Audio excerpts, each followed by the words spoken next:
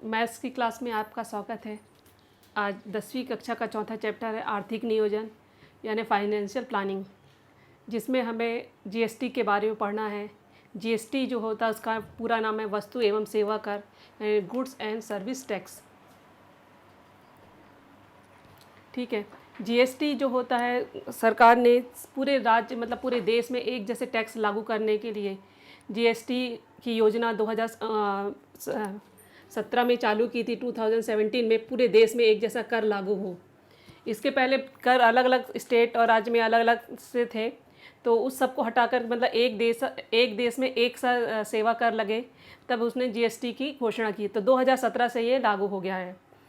अब जीएसटी जो होता है, जीएसटी की जो दर होती है, रेट, वो जीएसटी जो होता है वो दो भागों में बढ़ता है। एक होता है सीजीएसटी और दूसरा एसजीएसटी।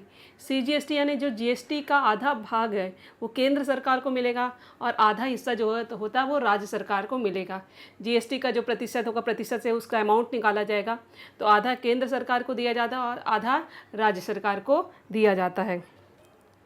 मान लीजिए जैसे जीएसटी की रेट है आपके 28% है, किसी चीज़ पे लगी है, तो 14% जो होगा केंद्र सरकार को मिलेगा और 14% उस अमाउंट का राज्य सरकार को मिलता है।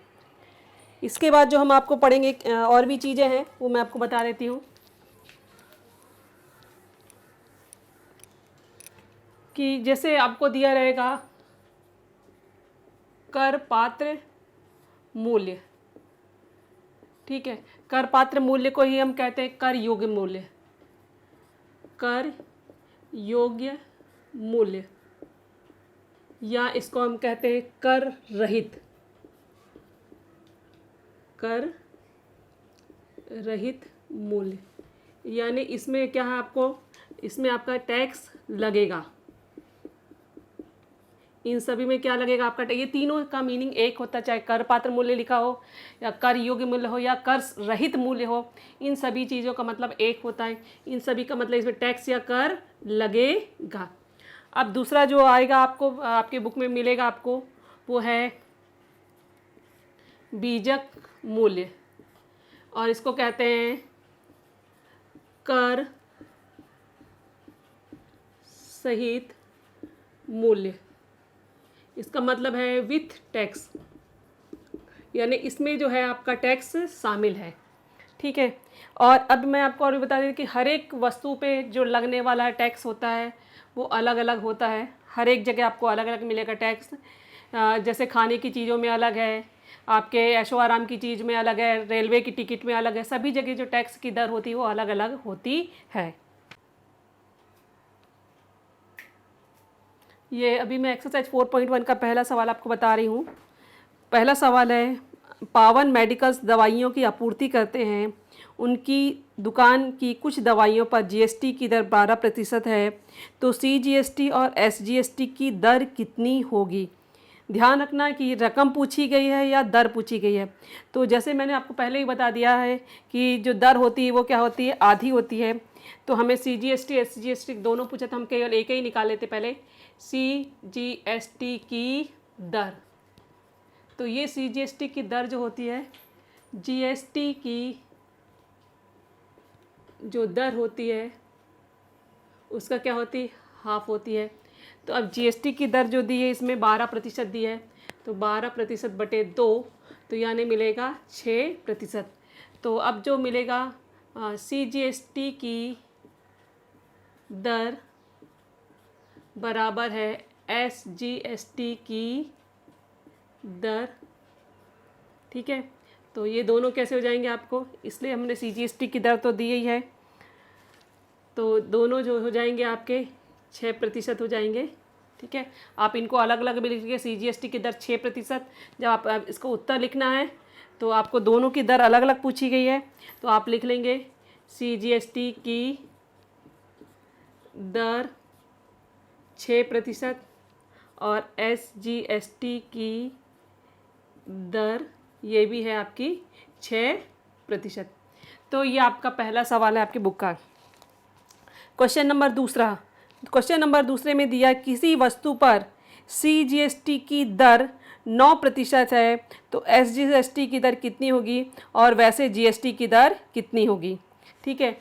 तो ये दोनों आपको सेकंड क्वेश्चन है, इसमें आपको जो दिया है वो दिया है CGST की दर 9% दी है।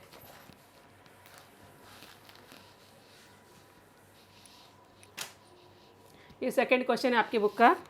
तो इसमें जो CGST की दर कितनी दी है, 9% है। अब इसमें आपको मालूम है कि CGST की जो दर होती है वही किसकी होती है, SGST की दर भी होती है, ठीक है। और ये हमें कितना दिया है, 9% दिया है, मतलब SGST की दर कितनी मिल जाएगी हमें, 9%, ठीक है। अब हमें पूछा GST की दर, तो GST की दर हमें निकालना है। तो GST की दर, तो GST की दर हम निकालना है। तो ये GST की जो दर होती है वो CGST की जो दर है, जो सूत्र आपको मालूम कि CGST की दर क्या होती, GST की दर का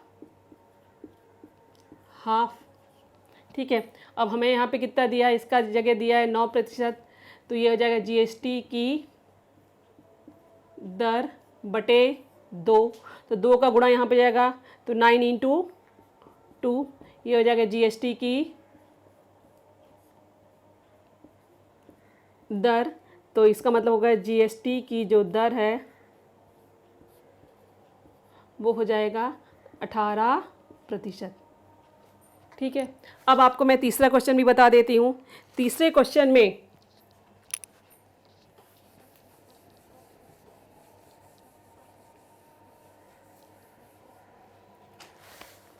क्वेश्चन में जो हमें दिया है कि मेमर्स रियल पेंट ने प्रत्येक को, ये कंपनी का नाम है, मेमर्स रियल पेंट ने प्रत्येक को 2800 रुपये कर पात्र मूल्य के लस्टर पेंट के 2 डिब्बे बेचे।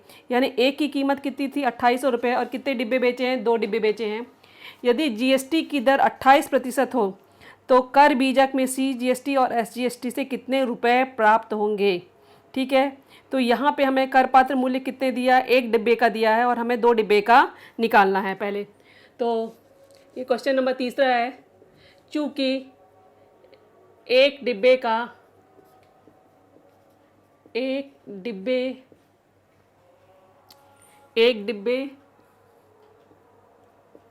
लस्टर पेंट का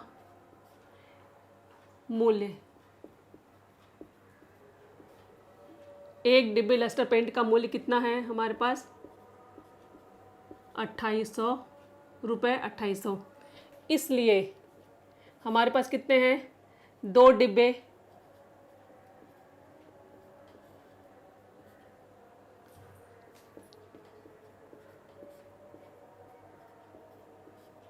पेंट का मूल्य।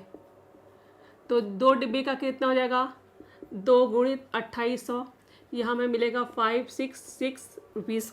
यानी जो ये हो जाएगा कर पात्र मूल्य, अर्थात कर पात्र मूल्य, ये हमें कितना मिलेगा, ₹5600। अब हमें जो दिया है इसमें क्या दिया है, GST की दर दी है 28%, परंतु हमें जो निकालना है वो है CGST और SGST। तो पहले हम CGST की दर निकालेंगे। तो CGST की दर क्या होती है, GST की दर बटे 2। अब हमें क्वेश्चन में दिया है GST की दर कितनी दी है, 28%। 28% का मतलब 28% यानी कट करेंगे तो ये आ जाएगा 14%, हमें CGST की दर मिल जाएगी। अब हमें क्या निकालना, CGST का अमाउंट निकालना है। तो CGST की रकम, तो ये क्या हो जाएगा, किसका 14% हो जाएगा, 14% 5600 रुपये का हो जाएगा, जिस पे हमको टैक्स लगाना है। अब ये हो जाएगा 14/100 गुणित 5 6 0 0, ये दोनों जीरो से ये दोनों जीरो कट कर जाएंगे, इनको गुणा करेंगे 14 और 56 को तो मिलेगा 784 रुपीज़। तो 784 रुपये हमें मिलेगा। अब जो अभी पूछा गया SGST के रुपए कितने होंगे, तो हमें मालूम है कि दोनों कैसे होते हैं, एक जैसे होते हैं। CGST की रकम और SGST की रकम कैसी होती है, एक जैसी होती है। तो यहाँ पे है CGST की जो रकम है बराबर है SGST की रकम, दर भी बराबर होती है और रकम भी। तो ये हो जाएगा 784 रुपये 784। अब इसको आप आंसर लिख लेंगे। उत्तर यदि आपको लिखना तो आप इनको स्प्लिट करके लिख लीजिएगा कि CGST की रकम 784 फिर कॉमा SGST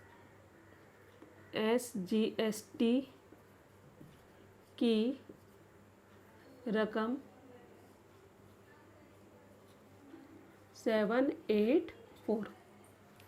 ये आपकी बुक का क्वेश्चन नंबर 4 है और क्वेश्चन नंबर 4 मैं आपको पढ़ के भी बता दे रही हूँ। क्वेश्चन नंबर 4 में है किसी रिस्ट वॉच बेल्ट का कर पात्र मूल्य 586 रुपये है, यानी इसकी जो कीमत है, जो रिस्ट वॉच बेल्ट की कीमत है वो 586 रुपये है।